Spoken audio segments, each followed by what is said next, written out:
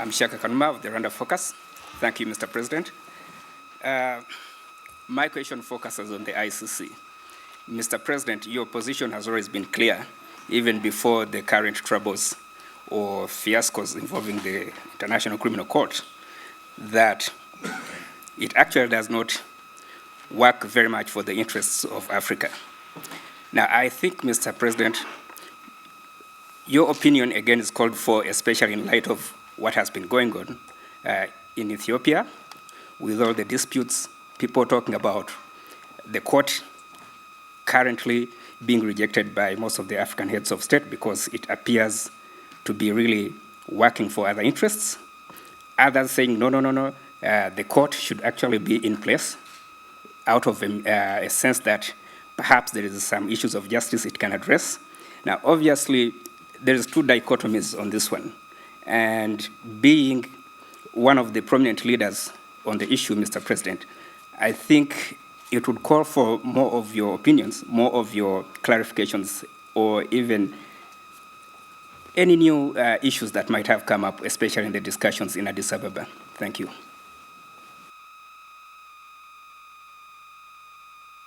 Mr. President, actually, it's not a direct, it's not a question, it's your opinions. Yes, exactly. Well, you at least you've talked about a bit of background to that.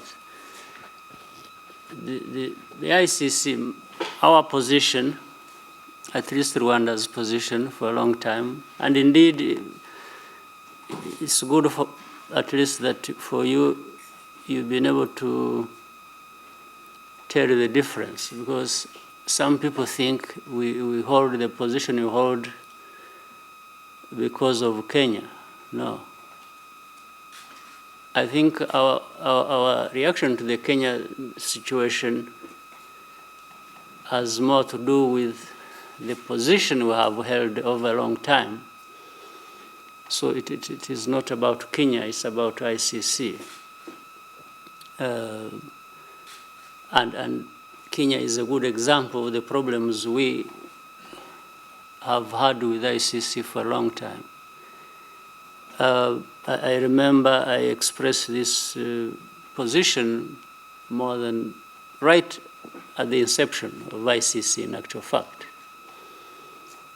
I told people of an opportunity I had when issues to do with ICC were being discussed, the formation of that. And I did tell people that I thought this was just another institution, an international institution, that is going to be abused. And at the end of the day, the victims are the Africans or the weak countries, or countries that are still struggling in their development. This was the view I had about 10 years ago when this was coming up, or slightly more than that. And today I'm able to ask people, I say, was I wrong? Because what I see today just tells the story I was talking about more than 10 years ago. Nothing has happened that has made me or has convinced me to change my mind about it. So every other year that passes, I think I'm convinced I was even right, or others who held the similar view were right. You see, it relates to another problem, as you know. We have had also discussed at the AU, and which is now at the UN General Assembly, was also discussed. So the matter is with the UN. And this was something to do with what was called universal jurisdiction.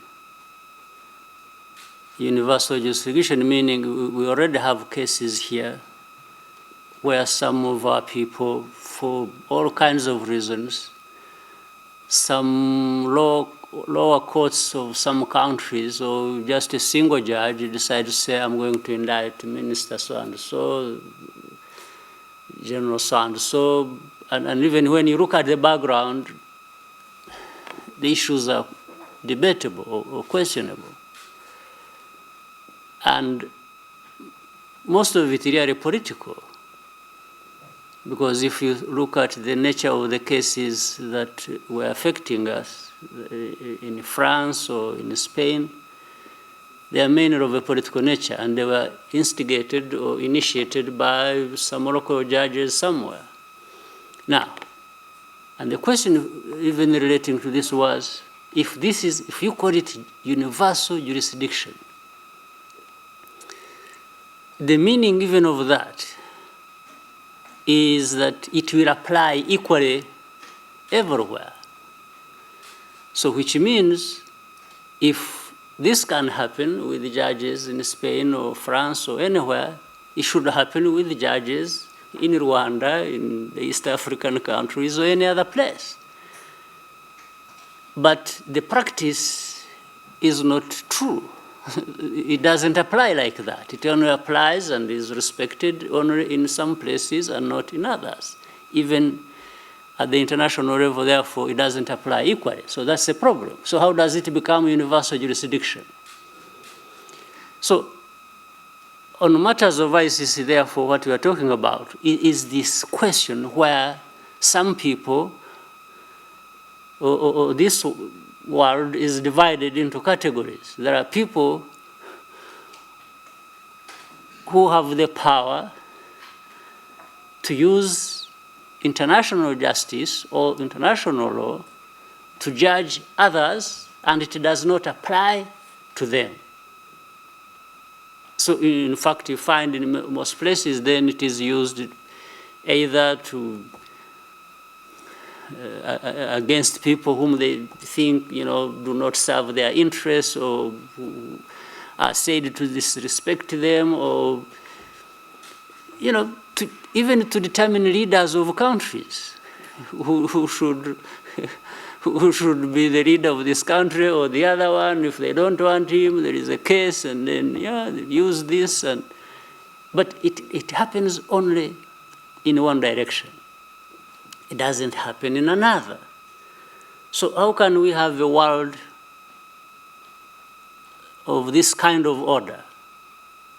Or that, for that matter, why should we accept it? Why should we accept that there is a world that is like this, that it treats especially those of us, meaning Africans, like it does? Of course, there are all kinds of arguments I hear out there. It's like, but you see, African leaders, and some of them really, doing wrong things and so on. But that's not the issue. The issue is not whether some people are doing wrong things and others are not doing wrong things. No, the issue, in fact, if you argue like that, it's as if you are then saying, it's only leaders in Africa that do wrong things. Leaders elsewhere don't do anything wrong, and for which they should be held accountable. So the issue is not that. The issue is if there are leaders who are doing wrong things, meaning, therefore, anywhere in this world, what should happen to them and how does that take place? Now, if you put in place ICC and say it's going to be taking care of leaders, then let's look at it this way, that it will actually take care of leaders across the board, everywhere, isn't it? That's when it becomes international justice. Because we also find some of the things that go wrong in Africa, even if it involves African leaders or Africans, these people always act together or in connivance or in association with leaders or other people elsewhere, isn't it? Or really some of the things that happen have historical background that involve these very people outside of Africa whom the ICC does not look at. So for us, we are talking about, therefore, if we are talking about ICC and relating it with justice, for us, we are saying, well, then you're not talking about justice, because justice is justice. everyone who needs justice should get it. It doesn't matter where, if it is there of an international nature like this one. So you can't have an international system that is supposed to dispense justice and it ends up doing it selectively or politically. This is the issue. This is, for us, our position. This is where we come from. And that's really what informed Rwanda's position of not being signatory.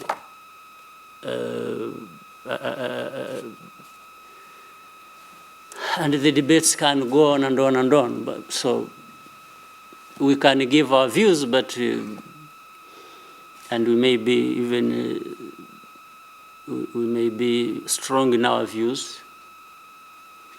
They may not have effect, but that's fine. It doesn't take away our right and responsibility to have our views we think that are correct and should apply on matters that affect us. The next question from RBA, Mr. Aldo Havugimana. Murakoze nyakubahwa Perezida wa Repubulika. Igihe ikibazo cyanjye kiraganisha kuri ICT mu Rwanda. Tugiye kwakira inama mpuzamahanga ku ikoranabuhanga Transform Africa. Iyi nama iranahura nuko za raporo nyinshi zagiye zitangwa ari uko u Rwanda rwateje imbere ICT cyane cyane mu bijyanye n'ibikorwa remezo n'ibindi. Ariko kandi ubwo duherutse kuba turimo dukora ikiganiro n'abaturage barimo bibaza bati se ko u Rwanda rushyize amafaranga menshi rushyizemo ibikorwa byinshi ariko tukabona nanone iri ICT itagera ku baturage ngo irikoreshwe kugezaho byongera umusaruro ku gihugu cyose. None nyakubahwa Perezida wa Repubulika, murabona ubu ngubu hagezweho ko hakorwa iki kugira ngo iri koranabuhanga rigira akamaro n'umusaruro urushijeho ku banyagihugu bose? Ntabwo ikibazo uvuga kirimo impande nyinshi. Ku ruhande rumwe ntabwo numva kiduha ibyangombwa byose bigisobanura. Ku ikoranabuhanga bisa ICT mu Rwanda, ibintu byose ni inzira ugenda inzira. Ntabwo iyo wifuza kujya ahantu uva aho wari uri ngo usimbuke muri ako kanya ngo ubugeze aho ushaka kujya, ugenda inzira. Ni inzira turimo rero. Kuvuga ko ikoranabuhanga ritaragera ku Banyarwanda, ngira ngo birashaka ko umuntu abisobanura neza kurusha. Ntabwo biragera ku Banyarwanda bose. Ibyo ni byo, uko ni ukuri. Ariko kuvuga ko bitaragera ku Banyarwanda ntabwo ari byo, kuko biri mu nzira. Hari Abanyarwanda actually bimaze kugeraho. Ibindi no mu giturage byonyine no kuba babivuga gusa bakavuga bati ICT ntiratugeraho. Ubwo ni ukuvuga ngo barayizi, barayitegereje. Ubwo kuriye iyo ni intambwe rero twateye. Iyo umuntu azi ikintu akaba agitegereje, ubwo wateye intambwe. Izindi zigomba gukurikiraho ni ukukimugezaho. So nta nubwo wageza ikintu ku Banyarwanda utarabanza gushyiraho. Ikintu kirabanza kikajyaho noneho ukakibagezaho. Ntabwo wakibagezaho kitariho. Ibyo twakoze rero byo imbaraga zishyirwa mu gutuma ibyo by'ikoranabuhanga bibaho. Ibyo nibyo wese niho igihugu cyashyize ishoramari. Byashoye imari muri ibyo ngibyo, byubaka ibyangombwa, bikangurira abantu kumenya icyo ari cyo n'akamaro kabyo, byigisha abantu kugira ngo babitekereze cyane, banabijyemo, banamenye no kubikoresha no kubibyaza umusaruro. ibyo rero birubakwa, biracyubakwa. None igihe abaturage bagitegereje ko bibageraho ari bose cyangwa ari benshi, niyo nzira rero irimo ikorwa. Twashoye imari mu byangombwa, ibikoresho, dushora imari mu kwigisha abantu, noneho turagenda tubigeza ku baturage kugira ngo uko bibageraho cyangwa uko babyigezaho, kuko ntabwo ari buri kintu cyose gikorwa na leta ngo leta izajya ikibagezaho. Iyo umaze gushyiraho ibyangombwa, n'abikorera batangira kubijyamo, cyangwa se n'abantu ubwabo niyo batabitegereje ngo bibagereho barabigana bakabyigezaho. Nicyo numva kiriho, niko numva nabisobanura. The next question from AFP, Mrs. Stephanie Aglietti. Good morning, Mr. President. I have two questions. You were talking about ICC. You explained why Rwanda is not a signatory of ICC. But I was wondering, do you have a solution to propose? Do you think that ICC should disappear or might be just transformed? And another question is related to another subject, but about diplomacy, about the US was been for a long time an ally of Rwanda. Was what? The US was what? It was what? What has was been it? for a long time an ally of Rwanda. Ally, yeah, okay. Sorry for the pronunciation. Ally of Rwanda. It still is. It still is. It's why, okay, and so yes. Yeah, but let's go ahead. Sorry to interrupt you. Go ahead with your question. So what do you think about the decision of the US that took about the child soldier issue? And do you think it's a kind of reversal? And how do you explain it? Thank you very much. Thank you. Now, on the issue of ICC or possible alternative, if you... Now, first of all,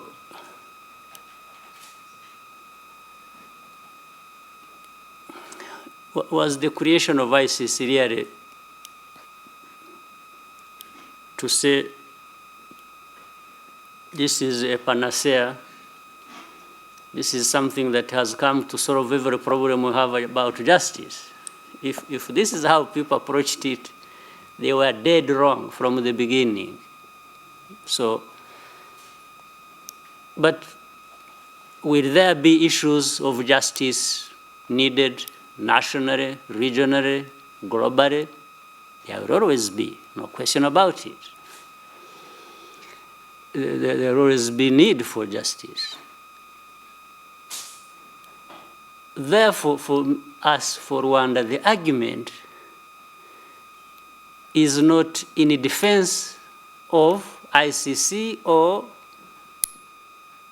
against ICC. Our argument is when there is need for justice anywhere, how will that be dispensed? This is the question. Forget about ICC for a while. Now, therefore, you can look at different formulas or ways of making sure that there is justice. Is it justice that is national? Is it justice that is regional? Is it justice that is international? So how do these relate to each other? See, sometimes they pick justice issue that is national and elevate it and rush it to some international level. So we have to build capacities to make sure that, and we have to remember that the lack of justice in this particular case is related to many issues. It's not just lack of justice per se. It's because also of lack of many other things. So if you think, therefore, that by dealing with an issue in a country legally, because some of the issues are not legal at all, and ICC tends to give legal solutions. But if you give legal solution to a political problem, you are just messing up. You're just completely messing up things. Things that need a political solution, and you apply matters of law as a technicality, you have a problem. So for you to tell me, is the issue, I mean, is there an alternative? Are you suggesting this? You see, the issue is not ICC, it's something that happens to be there, and then we have to defend it or to be against it. This is again wrong. First of all, ICC, what is ICC? What is it? This is why I was explaining to you from the beginning and bringing in the matter of universal jurisdiction. When we talk about justice in that way, universal jurisdiction, that word universal, what does it mean? It means it applies equally across this world, isn't it? So the issue is not, oh, do we need justice if ICC means that? No, there is a need for justice. But we are saying, how do you apply it? How do you bring justice where it is needed? Do you do it by being selective? Do you do it by politicizing issues? Or making political issues legal? These are the questions. Forget about these three words, letters. Forget about these three letters. ICC, because ICC has become something that people are either in favor or against without even bothering to touch the meaning of it and what it gives people. This simplistic way of dealing with issues is what is creating problems even globally. It's ICC. Are you against ICC or you are for ICC? Even before somebody understands what it means. You say, what is ICC? And they say, no, are you against it or for it? I mean, you can't have a world behaving like this. So really, that's where we come from. Then, on the issue of America and so on, again, I think people make mistakes of jumping to conclusions or to judgment about things all the way. First of all, it starts with people making a mistake of making the judgment on the ground. I mean, let's before we come to the ally issue and so on and so forth, let's come to the actual problem that you have mentioned of child soldiers. You see, even when I look at what has happened, I fail to get it. But I'm looking at that problem per se. You say, you know, in Congo, there is a group, according to you, that recruits child soldiers. That's okay. Does that group deserve to be held accountable for doing that? Or is it doing wrong? Yes. For anybody who recruits child soldiers, I think they are doing wrong. Children don't belong there. Now, I want to say it two ways. In that situation, actually, which we're talking about, all parties responsible for that situation have got involved with playing around with the situation of the wrong things that are being done in that whole situation, whether it is this side or the other side or any side, are too many. The wrongs they are doing are too many. But now, one, you become selective and say, no, I'm going for this one, for which I even don't know is the issue. I'm not even sure about the facts. But never mind.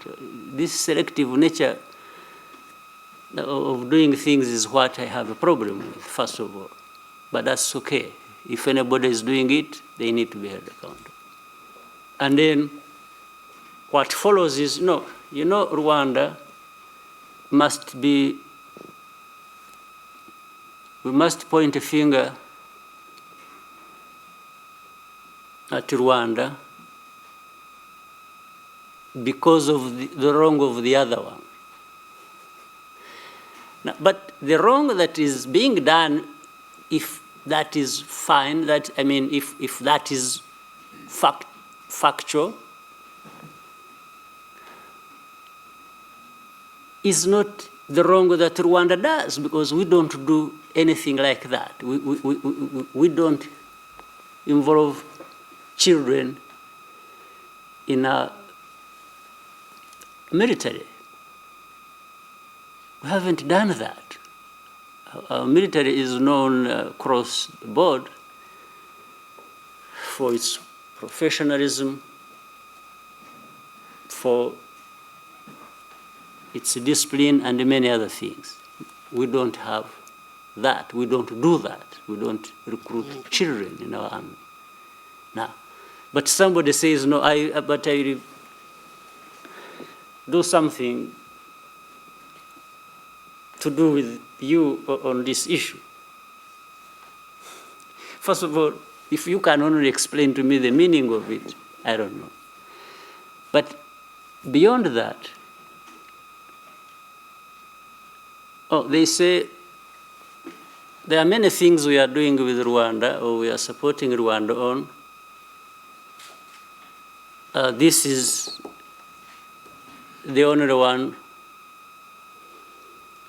we are going to hold back on some issues that we relate to Rwanda with. I think what remains is very important as well. So how does the other issue come in? The issue of saying, yeah, if it was the other way around, if you look at, say, 5, 6 things we are doing together very well, and one is said no, and also wrongly, because, so how did you see what we are doing together in peacekeeping that remains, and many other things? So I think we are still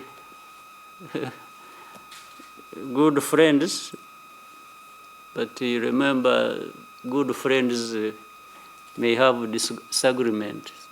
It doesn't matter who is right, who is wrong, but overall life has to go on. So I don't think anybody needs to make to create an issue out of this that maybe is not there. But I know people may celebrate it or may want it to happen that way, but let's not jump to conclusions. Let's wait and see how we move forward. I don't think there's an issue. So I've been seeing this about, but I think people are just jumping to conclusions.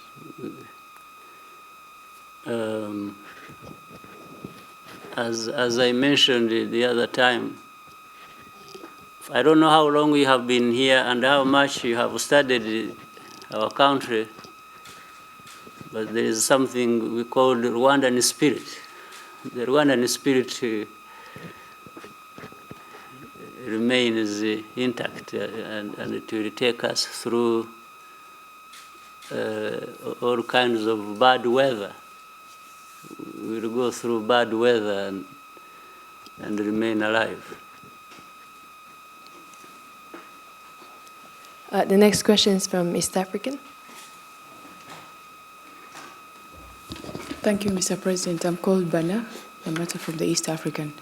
My question is related to your recent appointment of the CEO of RDB. I'm wondering, as you made that appointment, what was on your mind? And looking at the achievements this country has made so far in terms of attracting investment, we still have a long way to go. So what would be the focus going forward for you in terms of investment promotion? Thank you.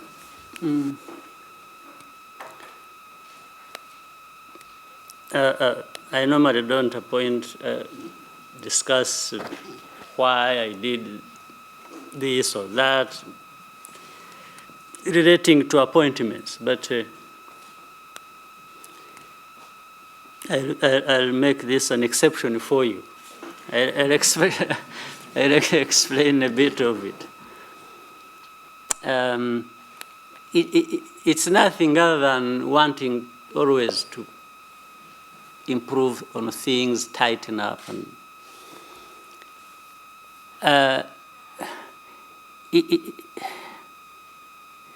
it's actually wanting to continue the good work RDB has been doing and even improve on it.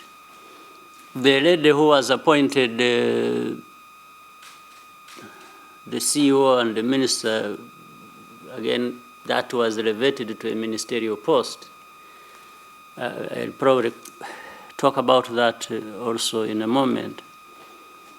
Has been working with the WTO, the World Trade Organization, #2 there. So, and she's been there for a number of years. I would assume, and rightly so, that she has gained a lot of experience, and that is global, that deals with many matters to do with trade and relations of countries, and therefore also by extension understands the flows of investments and the impact on all this. So we wanted to tap into her resourcefulness. And she has finished her tenure at the WTO and so on and so forth. So I found her presence in RDB as something that reinforces the good work that is already taking place in RDB by those who were there and who are still there to do that. That's really how I did it. And this time I also said, RDB, with the important work it does, they really don't have to go through another ministry somewhere else, and they lose out on the conversations that go in the cabinet, in the decision-making process at that level. And then we have to go through a longer route to reach them. So we made the route straight and short, and by making the person in charge a member of cabinet, so that decision-making goes straight to feed into what happens in RDB by the presence of the CEO as part of the group of decision makers. That's really it. Yeah. The next question is from New Times. Thank you, Excellency. My name is Kennedy Ndahiro. Your Excellency, when the government decided to create an affirmative action for women by reserving 30% in every post. It also reserved 30%, of course, in Parliament. It does what? Reserved 30% of the seats. And from the recent results from the Parliament, the ladies have gone even more, 60-something%, which shows us a success in that policy, a successful policy in that manner. So, Your Excellency, is there plans maybe to, does the government feel that actually it has achieved what it wanted? That now the women have been given the voice that was lacking, and that maybe it was time to either reduce the 30% of theirs in Parliament, the affirmative action, or remove it altogether, because now the women are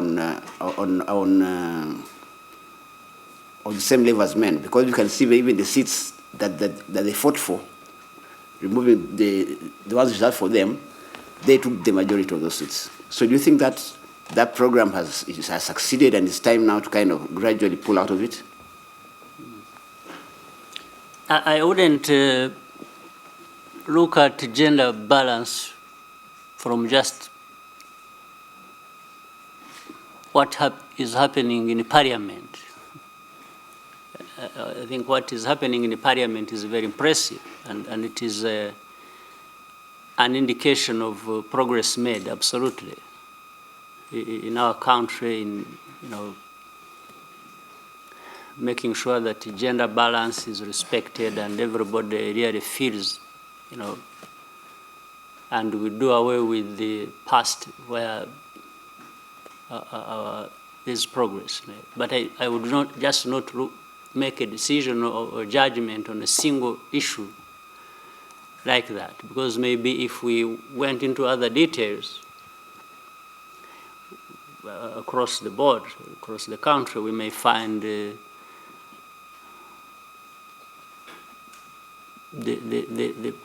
significant representation of women in the Parliament or in a few other places is offset by maybe in other places the lower numbers. So I think it is still work in progress, but very nonetheless very good progress. So I think we need to do quite more and not just not look at a single issue, but rather look at across the board, because that's what balance means.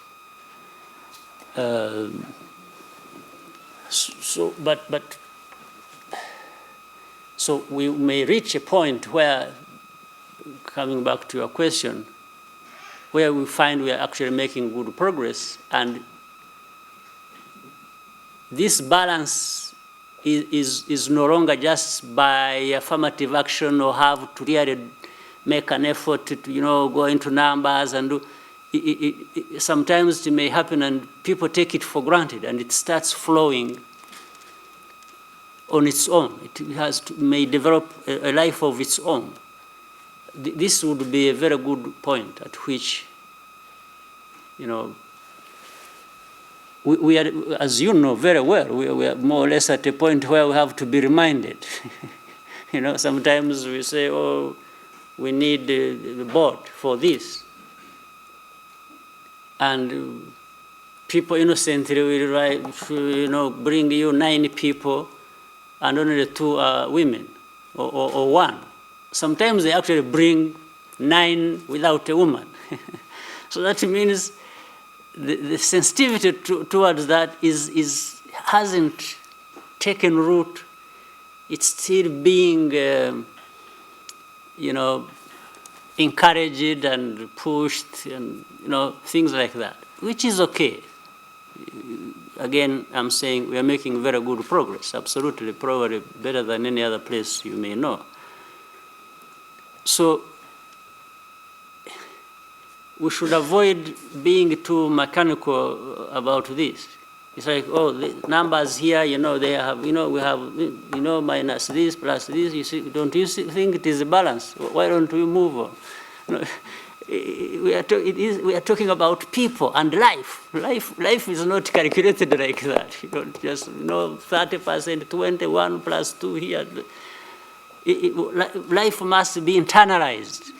A way of life must be internalized, must become a way of life. It's not something you keep,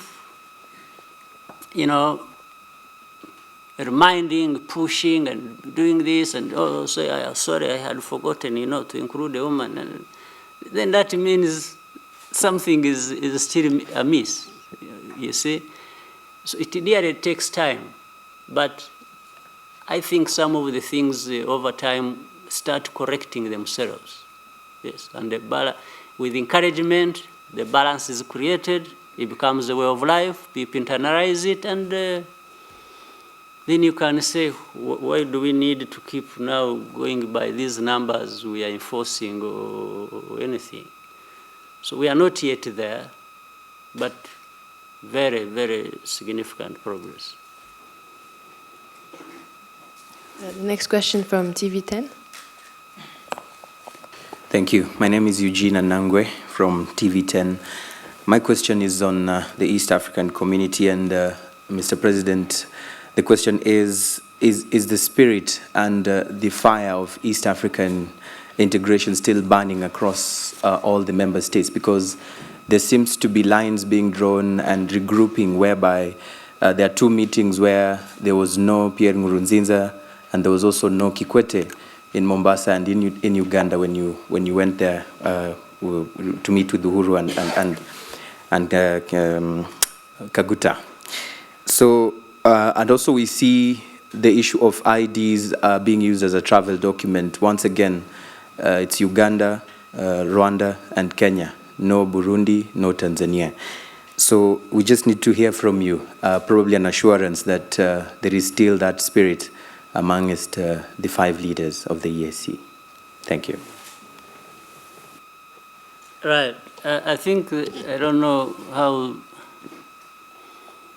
this mathematical phrase became a way of saying things politically and otherwise. You have heard of something called variable geometry. Variable geometry, it was like saying, ordinarily we are supposed to have 5 countries in the East African community, isn't it? On some issues, some people are behind others in terms of implementation because of maybe where each individual country is coming from. One on a low base, another on a slightly higher base, and so on. So now, there is a way of saying the best thing is for all of us 5 to move together on everything on the same pace. That's the good start. That's the best starting point if we can do that. But there is another way of saying, you know what? There is a danger that if we wait for everybody to get what they need to get right, we may actually never move forward, isn't it? But let's remain with the same objective of moving forward to a certain point as fast as we can. But why don't those who are ready move on with what they can move on with as we try to wait for or even help others to catch up? You see the point? So the 3 can go together on one. First of all, the 5 have agreed together on, say, on the question of ID. And then maybe 1 or 2 are saying, but you see, I'm not ready. I think there's a problem here. I have a problem. I know I can't move on. But the others are ready, 4 or 3. And they may say, let's move ahead. There is no contradiction. Let the 3 or 4 move ahead with this thing we have agreed on and wait for the other one to catch up on this, or let's actually, where they need help, let's help them to catch up on this without having to wait. right? You are still working within the same parameters, but instead of moving together as 5, you've moved together as 3. And you have not actually shut out the others who haven't done. No, but you're only saying, let those who can be doing it. So that this may have an effect of putting the other one up to the point where they should be and to the point where we should all be, isn't it? Really, that's what is happening. But people tend to read that, you know, people are left out here, they are left out there. No, I think, in my view, it's a good principle. If we can build a road between here and Kampala that is within, say, the plan of the whole of East Africa, you know, the master plan shows, and then you say, you know what, for us we have this money to put this road here that is part of the regional project. Do you have to say, no, let's not build this road because the money hasn't been found with the other parts of the road? You see the point? We can go ahead with that, then another one will happen, and so some moving together forward, while others are also coming in at is really what is going on, and possibly it has an effect, in my view, of really accelerating the integration process. But let me raise it also differently, or answer it differently. You see, in the East African community, we find, for example,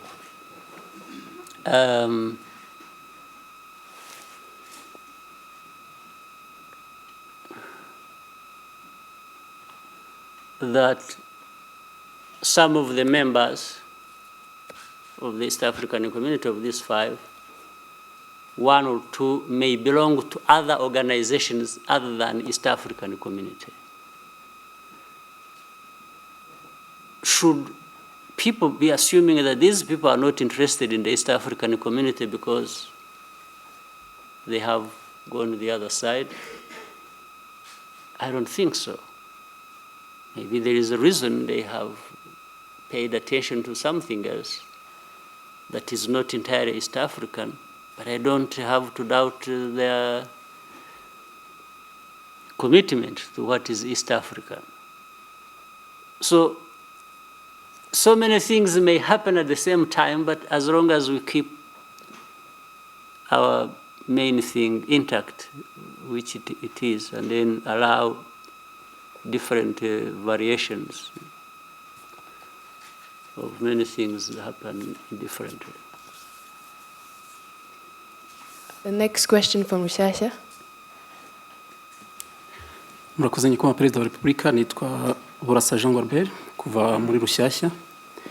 Ikibazo cyanjye kiribanda ku mutekano muke uri mu burasirazuba bwa Congo, aho abantu babona ko gishobora gufata indi ntera. Ngira ngo kugeza amakuru dufite aragaragaza ko hari imyiteguro imwe n'imwe igenda igaragara muri kiriya gihugu, aho tubona ko nk'ibibuga by'indege, turavuga nk'icya Kindu gikoreshwa n'ingabo z'Abafaransa, banyura ku kibuga cya Bujumbura bakajya ku kibuga cya Kindu. Kisangane nuko hari imyiteguro y'ingabo za Angola.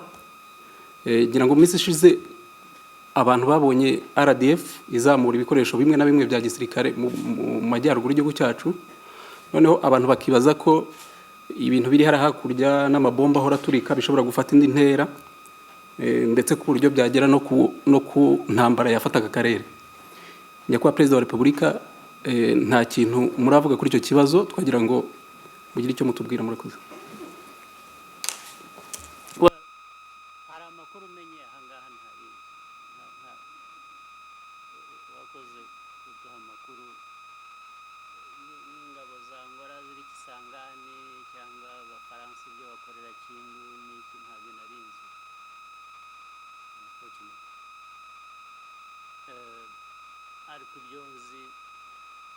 ni uko nyine mu Eastern Congo hari ibintu byinshi bihabera bitari byiza byanatugiraho ingaruka, there is no question. Birimo ndetse n'interahamwe birimo ko ziboneramo ingufu mu kavuyo gahari, zifite uko zungukiramo zikisuganya, ndetse ngira ngo murabizi hari na incidents, hari n'ibyagiye biba nk'abantu bateraga amagrenade hano. By the way, I would want to tell you ko abaziteye hafi different times, ibihe bitandukanye kugeza no ku ejo bundi, bose tubafite almost, ngira ngo niba hari nk'ubuze n'umwe out of so many that were involved, we all have them. We have them all in our hands. Turabafite bose ko babikoze. So tuzabaha justice, tuzabaha ubutabera bakwiye. Ibyo ni kukwereka ngo uburyo bwo kurinda igihugu cyacu ntabwo ari buke cyane, ari mu buryo bwo guhangana n'ibi bibazo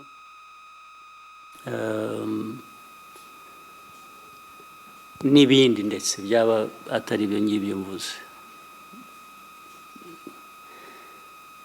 Icyangombwa wamenye ni uko ntabwo ibibazo byo muri Kongo y'Uburasirazuba ari twe tubitera, ariko bitugiraho ingaruka.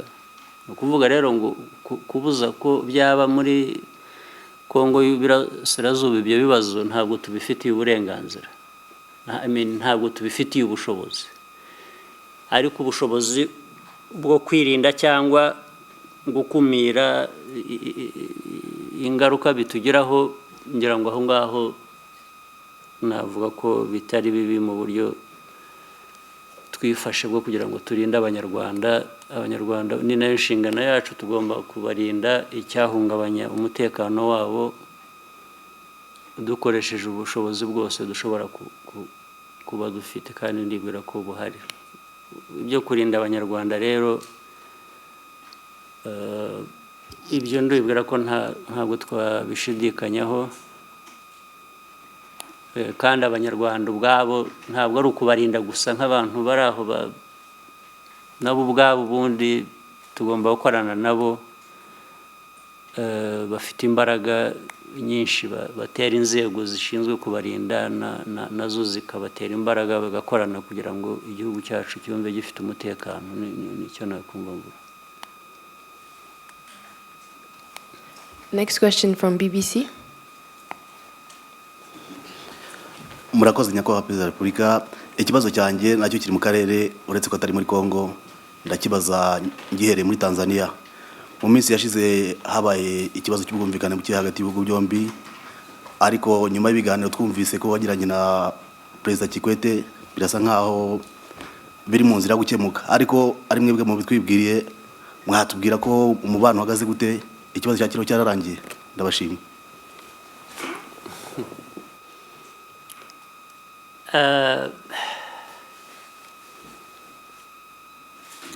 Nabonanye na perezida w'icyo gihugu cya Tanzania,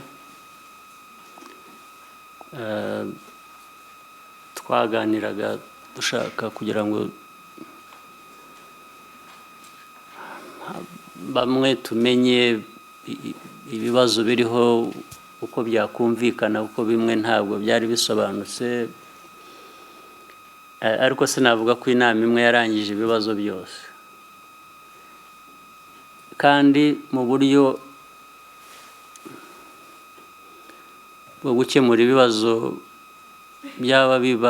byari byinshi, bifite intera nyinshi. Hari n'aho igihugu kimwe kitakemura ibibazo by'ikindi gihugu, niyo ndetse waba ubibonera umuti uvuga uti nyamara bigenze bityo cyangwa byari bikwiye kuba bigenda bitya, rimwe na rimwe hari ubwo utabikora kuko igihugu kindi gifite uburenganzira bwo gukora ibintu bimwe kiba gishatse gukora niyo byaba bitari mu kuri cyangwa bidafite ubundi ishingiro. Ndibwira rero ko ibibazo byo byarabaye cyane cyane by'abantu birukanywe iyo kuva Tanzania ndetse bitewe n'ababivugaga bakirukanwa mu buryo budahwitse bubafiteho ingaruka bitari ngombwa, ndetse haza kuziramo n'abenegihugu b'icyo gihugu batari bakwiye kuba ubundi barandurwa mu mago yabo no mu byabo ngo hari ibintu byinshi byabaye sinirwa nshaka kubisubiramo, ndumva ntabwo ari umwanya wanjye wo kujya kubisubiramo. Ariko icyo navuga ni ibindeba ku Rwanda twebwe abirukanywe bitwa ngo ni Abanyarwanda niyo baba barirukanywe mu buryo butari bwo, barafashwe mu buryo butari bwo, icya mbere twebwe ni ukubakira, byanashoboka tukabyereka ababikoze cyangwa aho baturutse tukavuga ko abantu bitari ngombwa kubagirira nabi uko bimeze cyangwa abagiriwe nabi, tukarekera aho ngaho. Ibindi by'ukuntu ibintu bizakorwa neza ubutaha cyangwa bikwiye kuba bikorwa, nta burenganzira mu kindi gihugu, nta burenganzira tubifitiye, nta n'ubushobozi tubifitiye. Ntabwo twabwira ikindi gihugu ko gikwiriye gufata abantu baba ab'icyo gihugu cyangwa baba abacu bari muri icyo gihugu, ubushobozi bwacu bwo kugira ngo ibintu bikorwe wenda uko tubona ko ariko bikwiye gukorwa cyangwa n'abandi uko babibona bikwiye gukorwa ni buke, ntabwo ubushobozi buhagije, ariko ntibibuza abantu kubiganira, gukomeza kwerekana utari ko ntabwo byari ngombwa kugira gutya, ntabwo ari ngombwa,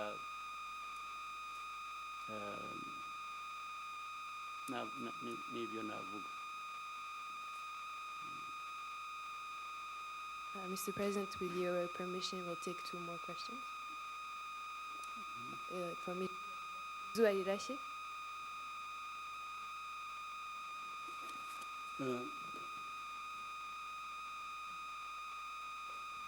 Murakoze nyakubahwa Perezida wa Repubulika, nitwa Tuyisenge Leonard.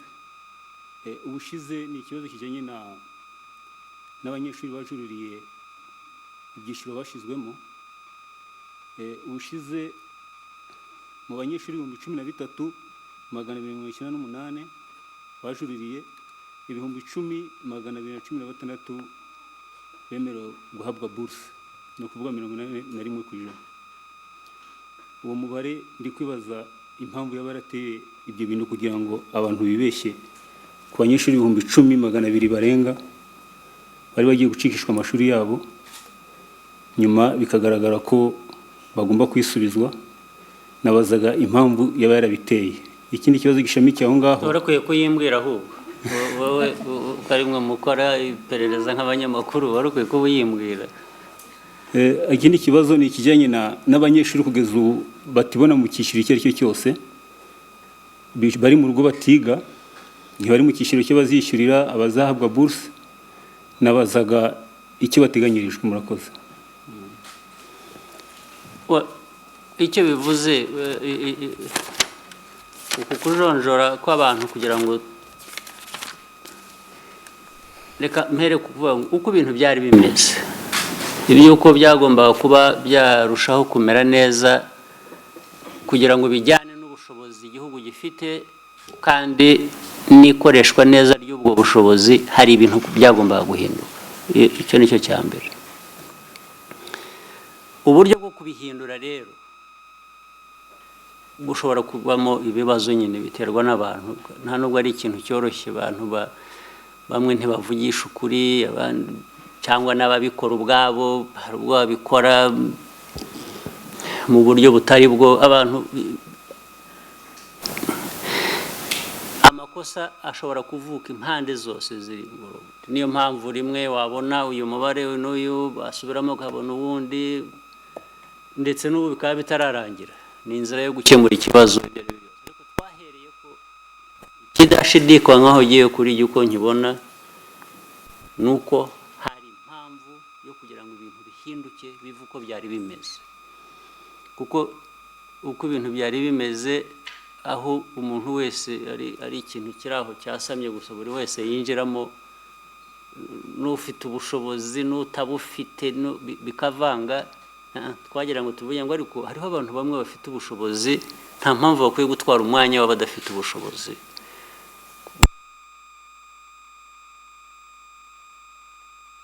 Gufashwa kwa biriya ari ukuvuga gusa ngo ni uburenganzira bwanjye ngomba kujyamo.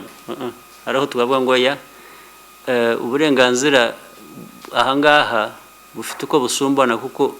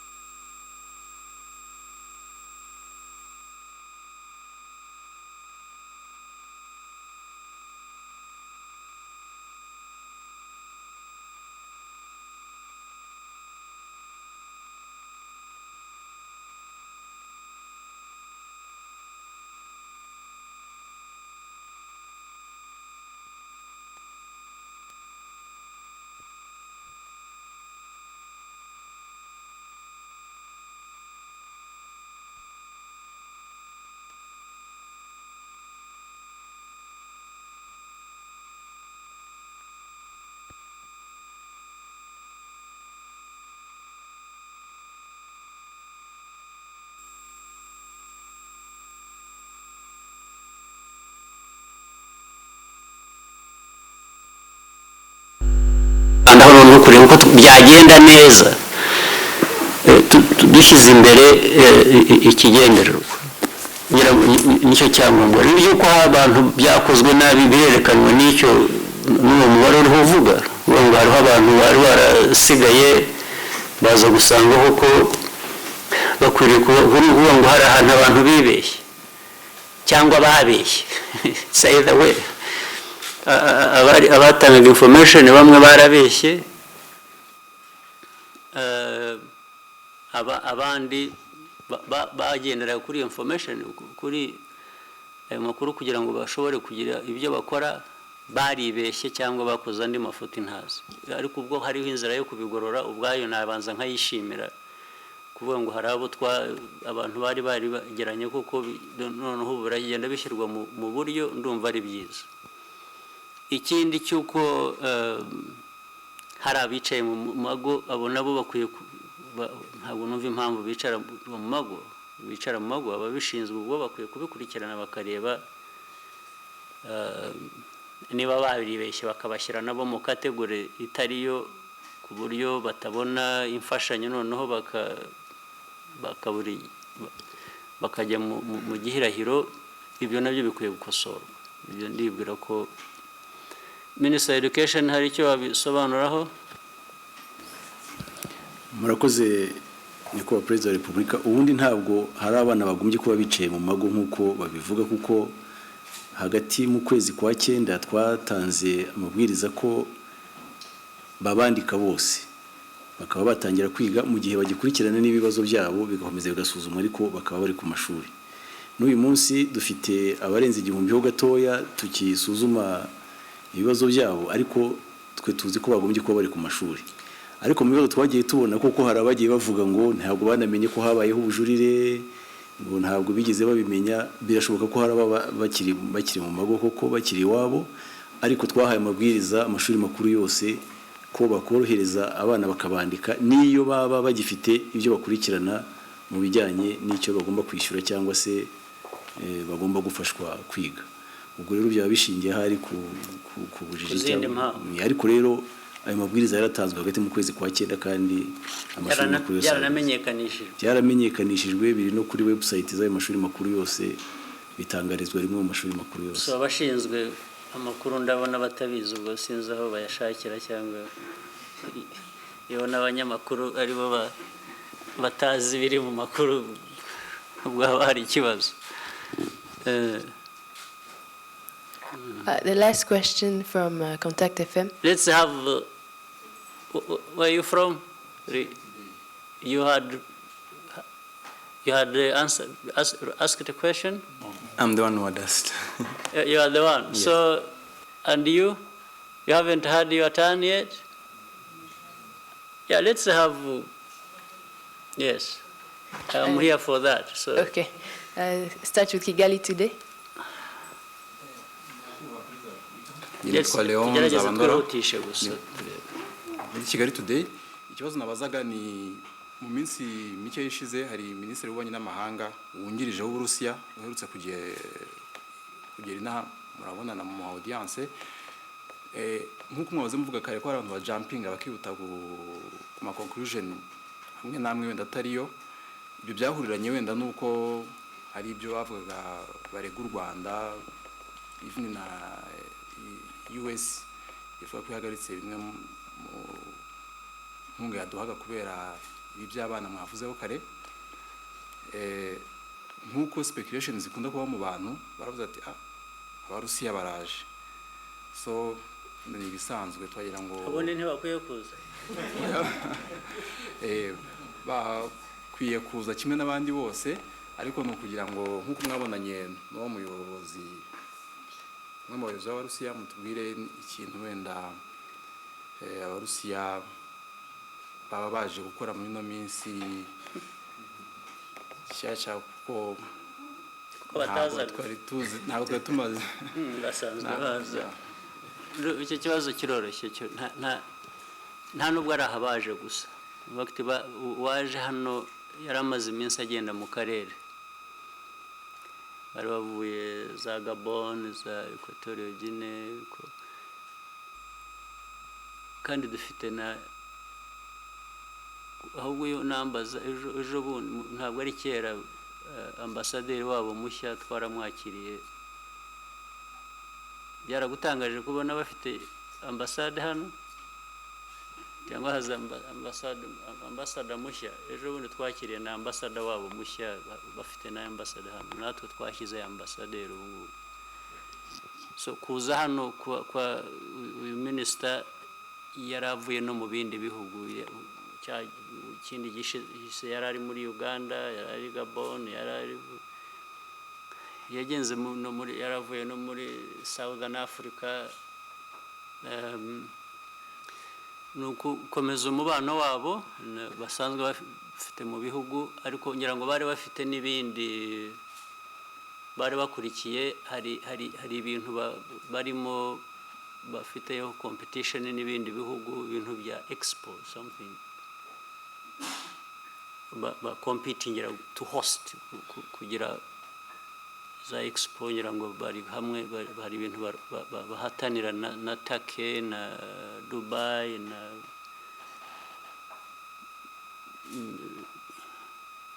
so bashakaga amajwi n'ibintu bisanzwe rwose abantu bose bakora ubwo na mbere hari abantu bo muri Turkey baje hano babikurikiranye aba Dubai baje hano babikurikiranye ni ibintu ariko usibye noneho n'umubano usanzwe w'ibihugu ku nzego zindi zisanzwe nta gitangazo. Next from RBA. Murakoze nyakubahwa Perezida wa Repubulika ni Mukaneza Angelique muri Rwanda Broadcasting Agency. Hari gahunda nziza yatangijwe n'urubyiruko ya Ndi Umunyarwanda ndetse mu mpera z'icyumweru gishize abayobozi bakuru bakaba baragiye mu mwiherero aho baganiriye kuri iyi gahunda ndetse hakaba haragaragajwe ko byaba byiza buri muntu cyangwa se buri munyarwanda agize ikiswe kwikanda. Nyakubahwa Perezida wa Repubulika nagira ngo mbabaze ubundi intera y'ubumwe n'ubwiyunge ngira ngo yarigeze kure ese kuba iyi gahunda isa nk'igarutse nuko musanga gukandana bitarahagije cyangwa se hakirimo ikibazo bisaba ko buri munyarwanda noneho yakwikanda. Murakoze. Kwikanda ni language ikini bivuze ikini ni ijambo ryakoreshejwe muri uyu mwiherero ariko biganisha ku kuvuga ko buri muntu yakwireba aho abona hari ikibazo we wenyine akagerageza kugikemura. Muri ibyo birasobanutse kurusha kwikanda.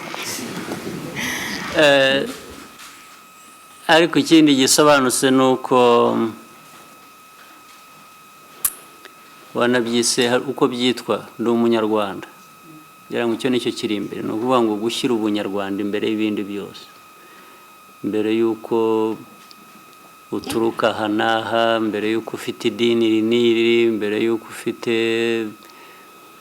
icyo wakwita icyo ari cyo cyose, bimwe badushyizemo natwe tukaburiramo by'amoko, mbere y'uko ari ikintu cyitwa u Rwanda, ubunyarwanda, kuba umunyarwanda, ngira ngo nicyo ndi umunyarwanda.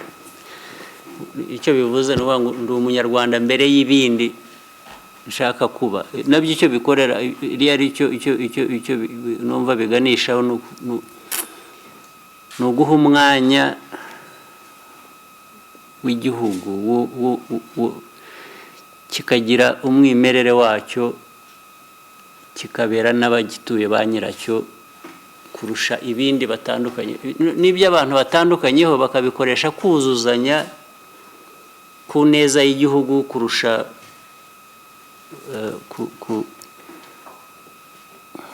kugihemukira nk'abagihemukiye bandi tuzi.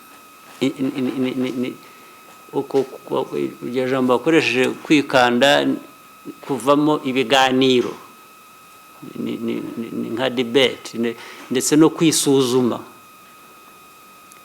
Iyo nzira ntabwo igira irangiraga, ntabwo njye numva ko hari umunsi ibibazo by'u Rwanda byateye u Rwanda kubaho uko rwabaye urebye muri 1994. Aya mateka ni maremare cyane, arimo ibintu byinshi. Kuvuga rero ngo abantu n'uyu munsi bashobora kuganira bakomeza kubaka umunyarwanda, umuco nyarwanda, kamere nyarwanda, igihugu,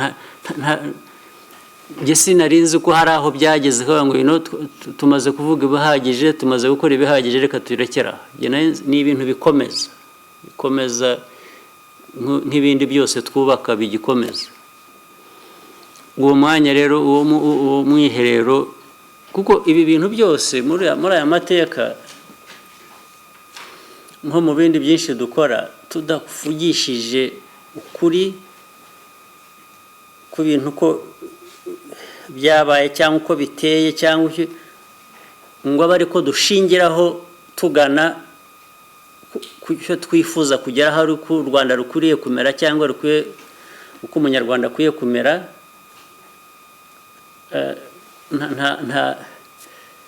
Nyine uguma ufite ibintu bijagajega bidafite umusingi ukomeye. Niyo mpamvu ariko se ubundi ikibazo cy'abantu kwicara bakavugisha ukuri, bakabwirana ukuri, icyo umuntu ushaka kubika ku mutima, udashaka ko abantu bavuga, nawe udashaka kuvuga, ni iki kimaze iki? Urakibika ngo hanyuma amaherezo azaba yahe?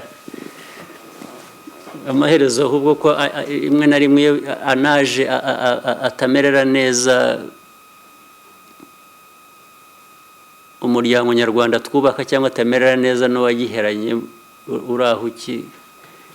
Impamvu umuntu atakivuga akagishyira hanze bakakiganira, yaba yumva ari ko kuri ko akagerageza gutanga impamvu, ubona ko atari ko kuri akamubwira nawe ize, hanyuma bakagera ku mwanzuro, ku cyo bageraho gituma batera imbere.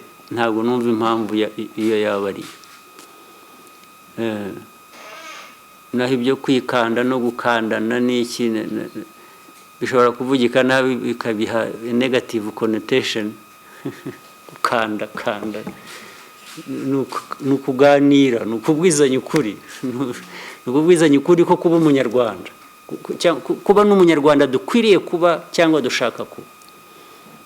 Umuntu ndetse rimwe akabwirwa ibyo adashaka kumva, undi akavuga ibyo abandi badashaka kumva, ariko abihera ko yumva ariko kuri kwe, ariko ashaka kugira ngo yumve nuko abandi bareba ukuri bahuriraho, ari byo bituma dutera intambwe imbere itera.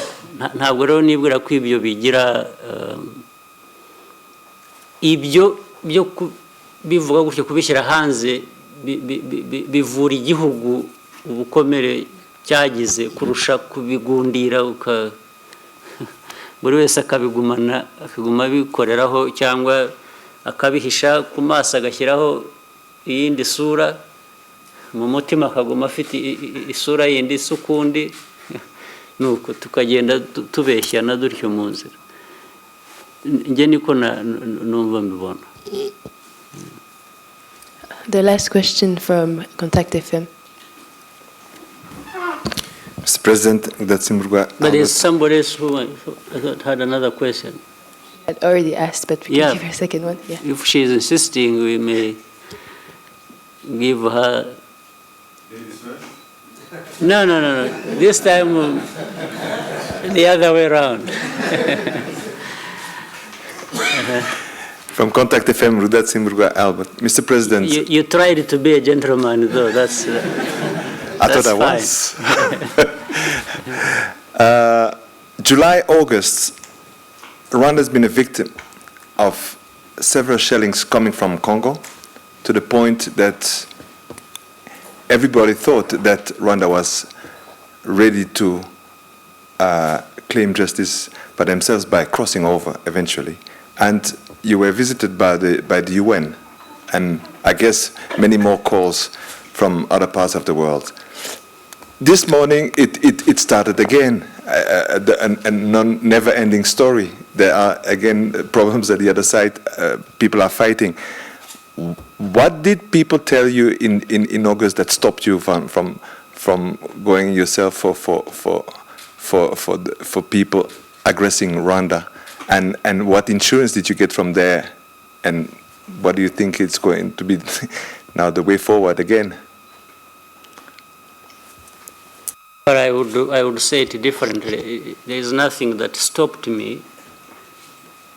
There is something that stopped those who were attacking us. This is the way I would do it. I would say it. But I think we shouldn't dramatize the issue. Problems that are there across the border and that how they affect us and that affect us are there, have been there for many, many years now. But I think the most important thing is for everyone to keep focused on how we can end this, because it's not only Rwanda at the receiving end on this one. Just think of the ordinary people also, ordinary citizens, even of Congo, where these things are taking place. For how long should they continue to suffer under this, irrespective of who is right or who is wrong? You see, these ordinary people cannot be really put on the side of wrong. I think they are just at the receiving end. And people need to think about it. And therefore, we need to think about ending this violence and fighting that is going on in Eastern Congo. And fortunately, or at least in one aspect, that the rest of the world is focused, is interested in how this can end, is one thing. At least let me talk about the good side, how they become part of the problem and how actually they become part of why it continues to be there is a long debate and another issue for another time.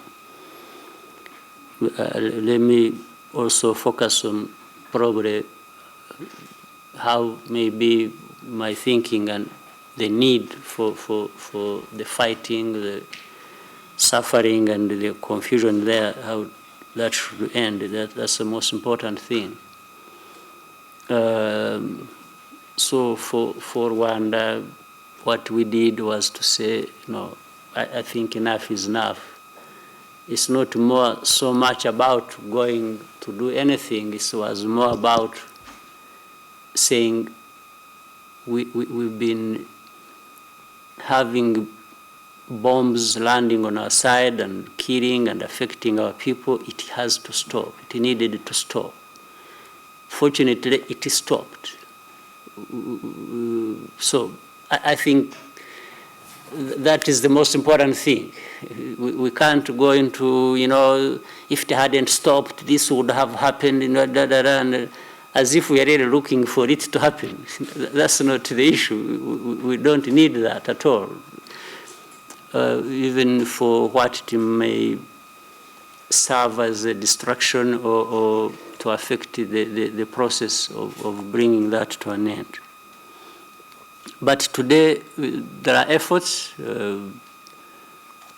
some regional and others beyond the region to other international levels of trying to,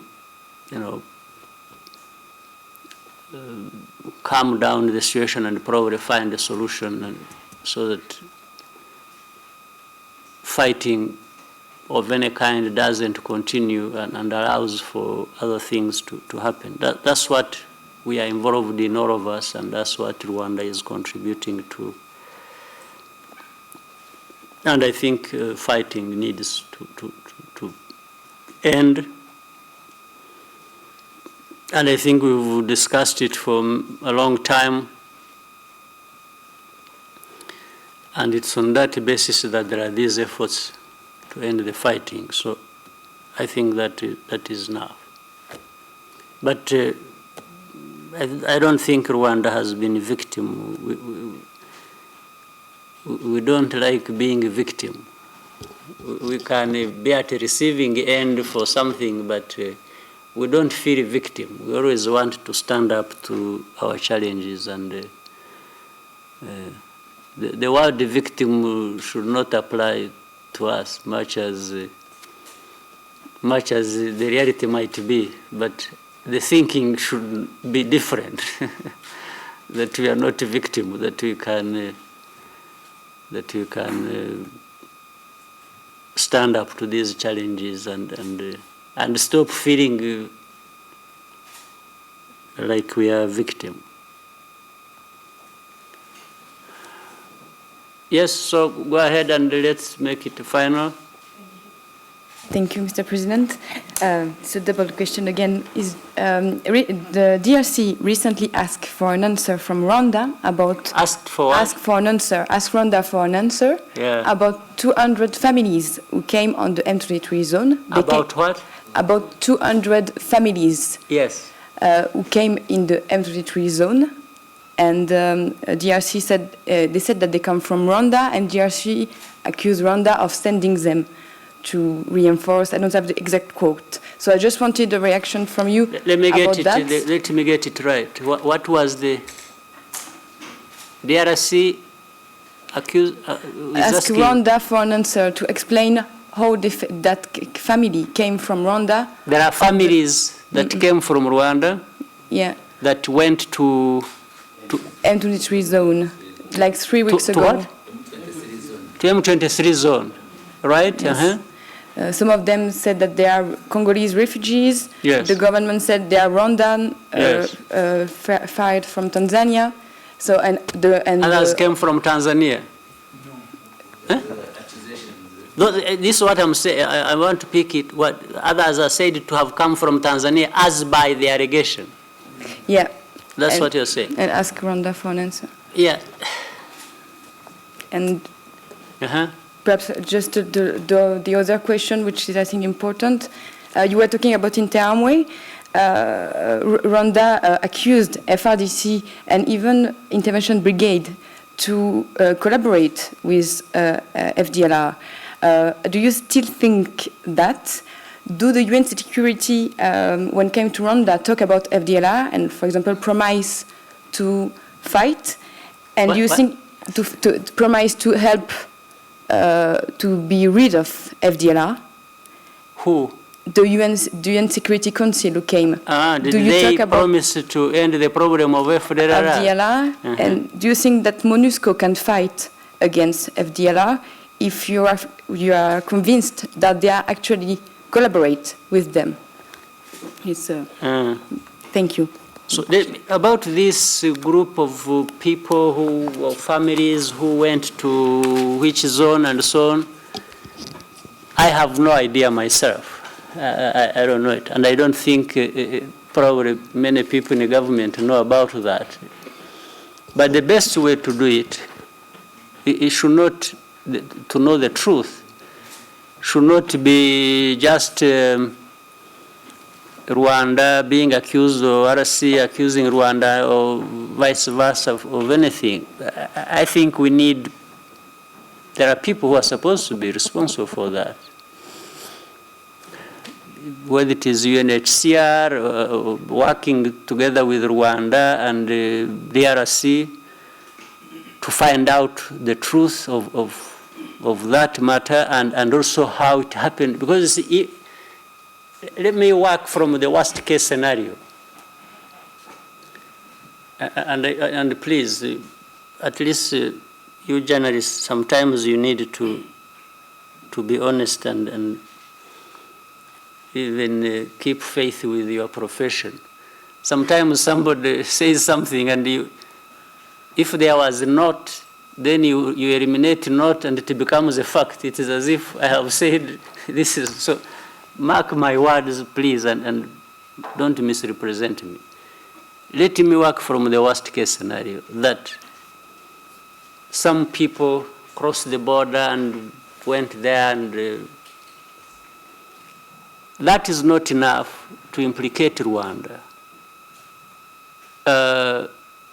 We have to find out whether whatever happened actually happened with connivance of government or anybody in the government, which would therefore implicate Rwanda. Say Rwanda is sending people like this. But for example, like we have neighboring countries. Let me use this example. We have had Kenya and Uganda. Between Kenya and Uganda, these nomads, sometimes they cross, they come to Uganda. Some Ugandan nomads cross and go into Kenya. You know, these two countries have tried to fight this, I don't know how many years now, and they have failed. You know, the Karamajong, the Turkana, the Kanas, you know, you from Kenya, I think you know this story very well. Yes, I do. All right? Yeah? Yes. The Pokots. The Pokots. Yes, and so on. The two governments have tried to fight it, but they have failed up to this day for many years. Because people just move. If they feel this is their place, or, you know, and I think some aspects of this, even actually relating to these other previous accusations that have been leveled against us, some of the things have happened out of relationships, out of friendship, that we don't know how people may cross on the other side or the other side. Well, it's like sometimes we find, do you know of the recent case where even some DRC soldiers were arrested on our side? They crossed in uniform with the guns, and they were in the market on our side. And they were arrested. And this fellow said, no, I didn't know I was in Rwanda. This is a soldier in uniform carrying a gun. He tells you he doesn't even know. I mean, and in fact, I could not even jump to conclusion that the government was actually involved, of DRC involved in sending a soldier across the border to the market on the Rwandan side. But the ease with which people have concluded that whoever has talked to who from Rwandan side, DRC side, or DRC side, on Rwandan side, that this must be something sanctioned by governments. You know, people need to be careful. So about these people who are said to be in those areas, I don't know. I have no idea. Now, even the people who came from Tanzania, there are many people who are actually called Rwandans, who were thrown out of Tanzania in this operation, who actually did not come to Rwanda but went to Uganda. You see that? So I don't know whether Uganda should be saying, you know, these Rwandans are sending their people here. No, they know the story. They know these are people being sent away from Tanzania, and people, instead of going to Rwanda, maybe they have cows, and they say, oh, Rwanda is very small, it doesn't have area for pasture for my cows, so Uganda is bigger and there is probably more pasture, so I can take advantage and go and disappear in some wilderness. Then they do that. But for somebody then to say Rwanda, you see, Rwanda is sending or is signaling Rwandans that instead of coming to Rwanda, they should go through go to Uganda. I think it is the highest level of dishonesty. Yes. Actually, they may even go through Uganda and continue and end up in DRC. So if they are, instead of actually accusing Rwanda, maybe you need to accuse Tanzania.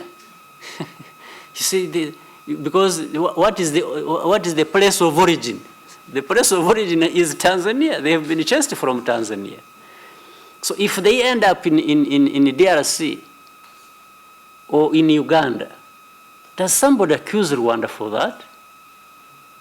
I don't understand the logic. It doesn't, for me, make sense. But I don't know what the facts are about whether actually these people are there, or if they are there, how they got there. You should be taking some risk. You go there and interview these people, you journalists, instead of putting me to task to explain some of these things that have. Since you're interested in information and not rumors, you need to go there. Why don't you go and find out? Actually, if you had come telling me, say, you know what, President, we found people there and they are saying they were sent by governors, you know, and it is a government plot to do that. Maybe I would. But you see, I don't know whether to say I would believe you, because there are many things that you people have said that I don't want to believe, that you play so much politics in your reporting that. Let me explain my case. You know, recently, have you come to know of, there is a case, somebody who was in Uganda, who claimed how that the government of Rwanda was trying to send them to DRC to join M23 and all kinds of stuff. He was on BBC saying so many, you know, making so many allegations. Do you know this kind of thing? Now this person is back here. I think they must have promised him something and they didn't give it to him, and he found that maybe they had told him they would send him abroad, and later on I think there was no passport or visa, and so he came back. And the story this person is telling is very revealing. He shows the connivance of these human rights groups, UNHCR, how they take them, how they coach them. This fellow was first coached what to say on BBC, right? And the connection with these groups, these Vigarashas and FDLR, and how they were all, and working with Human Rights Watch, UNHCR people, and how you packaging a story, a narrative that does not exist, and creating it, and in the end, maybe, I don't know why you people, they haven't given you this person you talk to and listen to his story. Now, but out there, and we are put in a certain position that you can't even explain, because now it has been said by BBC, it has been said by Human Rights Watch, it has been said by UNHCR, so it is right. Now, at the end of the day, the person, the key player here, the characters, tells you the story. See, these fellows have been, and gives evidence of all that. Gives names, gives everything, and shows documents and how. Now, these plots that have been going on like this in this region and affecting Rwanda are just astonishing. You can't believe it. So, AFP try and find out, help us also know the truth. I honestly don't know what is there, these people being talked about. It has become like the game of something called Walinga. Walinga, you have ever heard of it? I think it is Kiswahili. Walinga, something they tell people that it has passed here. They would even used to tell children that if you don't go to sleep, this thing will come and... Do you know that? It's some monster created in the minds of people for a certain effect. They say, if you don't go, you children, if you don't go to sleep, something will come and swallow you, And the children start believing this thing exists. And they rush to go and sleep, and they close their eyes, and so that if it comes, it will also actually see them, but see them that they are asleep. So and leave them alone, even when they are still awake. They are just frozen and closing their eyes. So some of these things are just created like that. Yes. So it's amazing what Rwanda has experienced of this kind.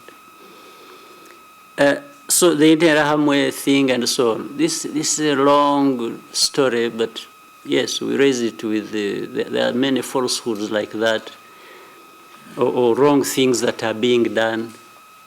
You see, all along, if you can help me understand this, all along, actually, this UN force in the Congo that's the origin. If you trace back the origin of even how it came to Congo, it was actually to fight these genocides, FDLR, and other negative groups for the stability of Congo. This is, if you read the history, this is written somewhere, this was the mission. But for all the years they have been there, you also know, since you follow the story even as a journalist, whether and when that happened, if it did, over the years. But instead, you should know also how this FDLR has been there causing even havoc. I'm surprised. When I read the news, I really...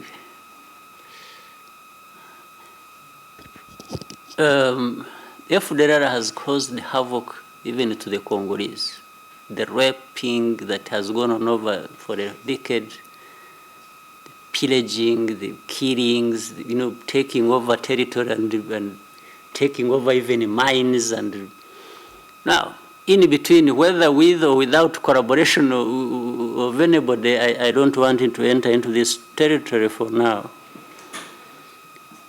And the others they have worked with, the history we have known for the last so many decades of people, even in institutions supposed to protect people, raping people, killing them, doing what? All of a sudden, that is put aside as if it never happens. They got something called 23, something called or so-called M23. Is the monster that is responsible for all crimes in Congo. The rest has disappeared. Actually, it has never happened. So something that was created and put there, even with ignoring its history, is now the thing. The thing that does every crime or has done every crime in Congo, even before it existed. You see, it has taken over. So this is where now FDLR, you would think FDLR has resurfaced recently on our insistence. You keep talking. Otherwise, these people, even those for whom their presence was just about that, it's as if they have forgotten this thing called FDLR. Until recently, when we started continuing talking about it, they even started, looking for excuses. It's like, but this FDLR, these are no longer the old genociders. These are young people. These are their children. As if that is impressive. Meaning, for example, if you have, let's say, the Nazi, as of old, it's an old thing. If you had a young person who was born 20 years ago and says, you know what, I want to belong to this group called the Nazi, meaning you are identifying yourself with what that name stands for. Are you really just young and therefore innocent? I don't understand the logic. Because the name is old, but it represents something. You see, the word Nazi represents something. If you are born 50 years later and you say, no, I belong to this thing, are you okay? Is this fine? So then the argument was, FDLR, you see, these are young people, but the FDLR stands for something we know. It's of old, these old genociders. So if there are young ones with genocide ideology, I don't think they are fine. I don't call it fine. I don't think it's okay. So now, whether there are some collaborations crisscrossing with these people who are supposed to deal with the problem, for me, I even read it in a big picture from my end. I said, people haven't even done what they were supposed to do, actually. They haven't fought this group they were supposed to be fighting. They've paid on one hand lip service, then on the other they have tried even to cleanse them of this genocide ideology and background. But it goes beyond this region, Madam, as you may know, there are this Rwandan genocide has many hands in it that go beyond the continent, And the war has always been, the struggle has always been for some people to say, no, this is something African. No, it is not something African. These people were actually responsible. from outside. Other than Rwandans, we have other people who want to protect themselves by putting guilt somewhere else, guilt somewhere else. So we did discuss these issues with the UN Security Council. We gave them our thinking on the overall picture and showing them how some of the things that are not right, are not correct, have been done by those who were actually supposed to be here trying to help deal with the problem, how they turned and became part of the problem. We did discuss that in whatever level of honesty we could put it to. Arthur, you want to close that? You're not happy the lady could close it? But, Your Excellency, thank you so much. I just wanted to make one comment on the revelation you've told us about the BBC story and the so-called the fellows who had gone to Uganda and were saying they were being used. You know what is so bizarre is the way that story was done. I think the BBC reporter who did it would have won an award for doing the most, being the most investigative story had done. And probably the most daring also. And the most daring, because in the presentation it looked like, you know, he had gone an extra mile and investigated and got to get people who are being recruited and presented it like it's very original. And you know, now getting to know these people, a bunch of people that were coached and were told what to say, it just becomes a humiliation to the kind of reporting. And I'm really hopeful that such outlets are able to, you know, take the humility and say we retract such fabricated materials, because it's really bizarre. The way the story was told and how it was presented, you'd think it's something that is original, well investigated, and yet it's just you know, conniving between those rights groups and we in the media. So I just want to make a comment on that to see how it is really Sure. a terrible thing. But you should also bear in mind that probably there is a need for divine intervention for some of these big houses and people, like whether BBC or big institutions, the world knows, to really do things even basically in a very professional way. It needs, but this is what Rwanda has become affected by for many years, and we continue to see that. But I imagine it is not Rwanda. Many others suffer from these untruths that characterize people who, you know, and at the end of the day, Rwanda is at the receiving end of being accused of, you know, being anti-human rights, anti-journalism, we are anti-everything. Really, if you see how we are treated by the same people who tell lies from morning to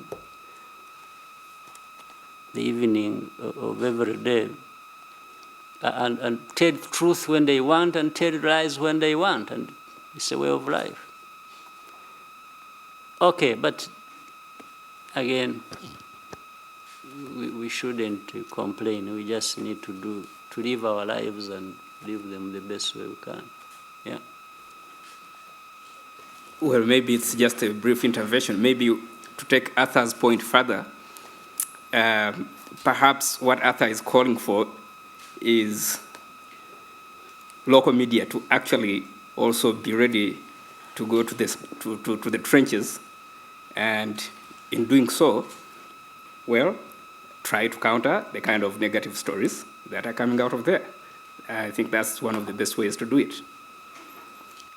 Yeah, but the problem is the weakness of local media. The weaknesses are also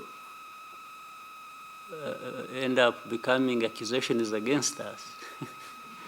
It's like we are really not interested in development of the local media. It's like because we are anti-media, we are anti-journalists, we are.